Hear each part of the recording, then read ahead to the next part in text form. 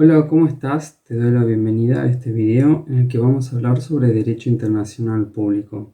Primero me presento, mi nombre es Marcos Nicolás López Bustamante, soy abogado por la Universidad del Norte Santo Tomás de Aquino y me desempeño desde el año 2018 en el carácter de colaborador en la cátedra actual del Dr. Emiliano Buis sobre Derecho Internacional en la Universidad de Buenos Aires, más específicamente en el curso profesional orientado de la doctora Claudia Gazor Varela sobre las fuentes del derecho internacional. En este video vamos a hablar sobre la costumbre internacional y su relación con los tratados. Para eso nos vamos a servir de un caso tradicional de la jurisprudencia internacional, que son los casos de la plataforma continental del Mar del Norte. Por una cuestión de brevedad de este material que estamos realizando, nos vamos a evitar tratar algunos temas como ser conceptos del derecho del mar. Para eso te vamos a pedir que te remitas a algunas obras. En este caso te recomendamos la obra de Silvina González Napolitano para cualquier complemento, Lecciones sobre Derecho Internacional Público. Y para los temas de costumbre, también Silvina González Napolitano, y si no, también la obra de Julio Barberis, Formación del Derecho Internacional. Antes que nada, te quiero comentar un par de cosas sobre el caso para que nos contextualicemos y de ahí nos adentramos al caso de lleno. Como podrás observar en el mapa, el Mar del Norte está rodeado de 7 estados: Noruega, Reino Unido, Francia, Bélgica, Países Bajos, Alemania y Dinamarca. También podrás ver que la dificultad mayor para delimitar la plataforma la ofrecen las costas de los países que son parte en este caso, es decir, Alemania, Países Bajos y Dinamarca, ya que entre los tres conforman una bahía que dificulta la proyección de los límites de la plataforma continental generalmente conocidos, como ser la isóbata, el mínimo y el máximo o el talud continental. El Mar del Norte y sus fondos son reservorios de gas y petróleo, algo muy necesario en la economía y en la vida diaria de los habitantes de estos países con inviernos tan fríos. Y el caso se da en una época donde las energías renovables o verdes aún no habían sido exploradas a grandes niveles. También es de considerar que es un mar muy poco profundo, donde las porciones cercanas a los estados en litigios no superan los 200 metros de profundidad. Por último, te recordamos que la República Federal Alemana, que es parte en este caso, es la comúnmente conocida como Alemania Occidental, perteneciente al bloque capitalista durante la Guerra Fría hasta la reunificación alemana. Bien, nos adentramos en el caso.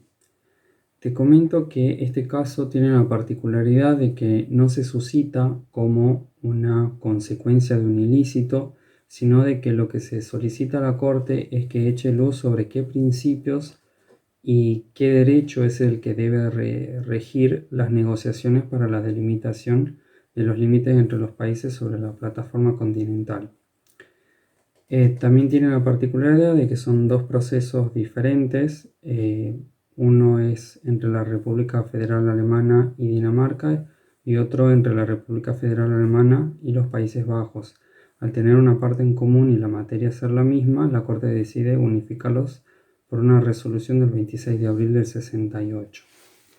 Tanto Dinamarca como los Países Bajos sostenían la posición de que Alemania se tenía que ver obligada por el principio de la equidistancia para regular sus negociaciones sobre la demarcación de la plataforma continental, basándose de que en el artículo 6 de la Convención de Ginebra lo menciona como un principio de demarcación de plataforma continental y lo toma como un principio inherente al concepto de plataforma continental.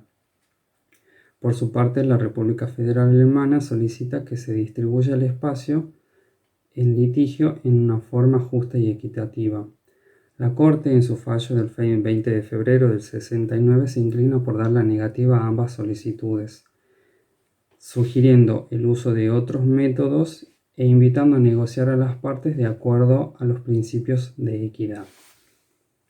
Bien, ahora te preguntarás por qué equidad y no equidistancia. ¿Cuál es la problemática con estos conceptos? La Convención establece y sugiere la negociación tomando los principios de equidistancia y te explico qué es lo que implica la equidistancia y por qué Alemania se opone a la equidistancia. La equidistancia implica que la línea límite de la plataforma tiene que ser la más cercana a la costa del estado y del estado que pretende la equidistancia y no la del otro. Vos vas a ver que en el mapa que te muestro, las costas forman una suerte de concavidad o una bahía en la cual las líneas de la equidistancia suelen cerrarse sobre la costa porque la línea de la equidistancia favorece a Dinamarca y favorece a Países Bajos. Entonces encierra el posible límite de la plataforma continental de la República Federal Alemana haciendo un triángulo chato. Lo que pretendía la República Federal Alemana es que se distribuya con espacios justos y equitativos divididos entre los tres países, por ende propone el triángulo alargado como una proyección hacia el centro del Mar del Norte. ¿Qué es lo que dice la Corte? Que tienen que regularse con negociaciones entre los tres países de acuerdo al principio de equidad y descartando el principio de equidistancia. Bien, ya abordada la presentación del caso y tratando de evitar meternos en conceptos muy técnicos que no hacen al motivo de este video, te propongo que nos adentremos ya en el tema de costumbre. La costumbre internacional tiene un concepto que es formado por este y otros fallos y es el que es una práctica común, constante y uniforme, generalmente aceptada como derecho. El artículo 38 del Estatuto de la Corte Internacional de Justicia la receta en su inciso 1, apartado C, y está redactada de la manera siguiente. Dice, la costumbre como prueba de una práctica generalmente aceptada como derecho. Esta afirmación ha traído ciertas controversias porque ha sido redactada a la inversa, es decir, la costumbre como una prueba como una prueba de una práctica, cuando en realidad la práctica es la prueba de la costumbre. No obstante, se entiende de que la costumbre es una fuente formal en sentido estricto, es decir, es una fuente creadora de derecho. Bien, para que exista norma consuetudinaria tenemos que asistir a la existencia de dos elementos, la práctica y la opinio iuris sive necessitatis. La práctica es el elemento material de la costumbre y es también quizás el elemento más fácil de constatar para los tribunales internacionales, ya que se ve exteriorizada en actos humanos por los encargados de las instituciones estatales vinculadas a las relaciones internacionales y si no por actos internos que tengan repercusión en las relaciones internacionales. También la práctica tiene que ser común y tiene que ser reconocida y practicada por una generalidad de estados y en este caso por las partes interesadas. La práctica también está vinculada a un factor temporal. Generalmente la norma consuetudinaria está vinculada a largos periodos de ser practicada, esta práctica por los estados. Sin embargo, la Corte en este caso hace una aclaración y dice que para la norma consuetudinaria que encuentra su origen en una convención, es decir, en un tratado, el breve periodo en que fuese practicada no sería un obstáculo para el nacimiento de esta norma, pero establece el requerimiento de que tiene que ser practicada de una manera prácticamente uniforme en el sentido de la disposición que se invoca y tiene que establecer un reconocimiento general de que hay un derecho o una obligación jurídica en juego. Con esto la Corte descarta de que la generalidad de estados de que haya ratificado esta convención sea un elemento suficiente para convertir al principio de equidad que se pretendía imponer a la República Federal Alemana como suficiente para que sea una norma consuetudinaria de carácter general. Bien, al hablar de la generalidad de la costumbre, sabemos de que no es necesario de que la totalidad de los estados tenga una aprobación de la norma, sino que haya una cantidad considerable o una representación considerable. Al hablar de una costumbre o de una norma consuetudinaria que encuentra su nacimiento en una convención, nos estamos refiriendo a las ratificaciones del tratado, y que el hecho de que estas ratificaciones tengan un número considerable tampoco nos permite concluir el análisis, sino que es necesario tener en cuenta a ciertos estados representativos e interesados en algunas materias. Entonces, si nos focalizamos en este caso, sabemos de que es una convención destinada a estados ribereños. A su vez, el hecho de no ratificar también puede obedecer a otras circunstancias o a otras razones.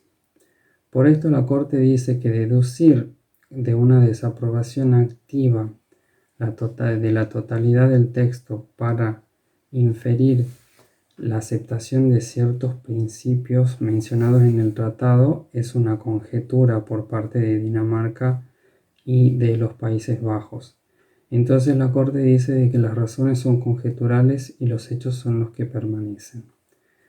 Entonces el hecho de haber recurrido al principio de la equidistancia por algunos estados para la delimitación de sus plataformas continentales no necesariamente se ha realizado con la convicción de estar a derecho, por lo que la norma consuetudinaria no recepta este principio de equidistancia como tal.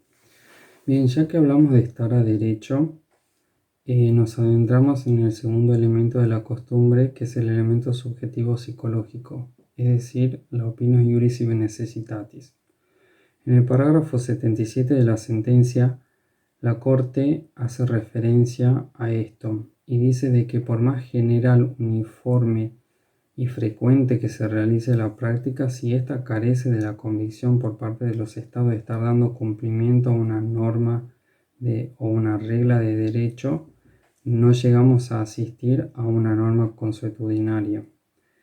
También dice de que está implícito en el concepto de opinio iuris sive necessitatis de que los estados interesados deben estar convencidos de estar dando cumplimiento a una obligación legal y no a una cortesía o a un mero uso.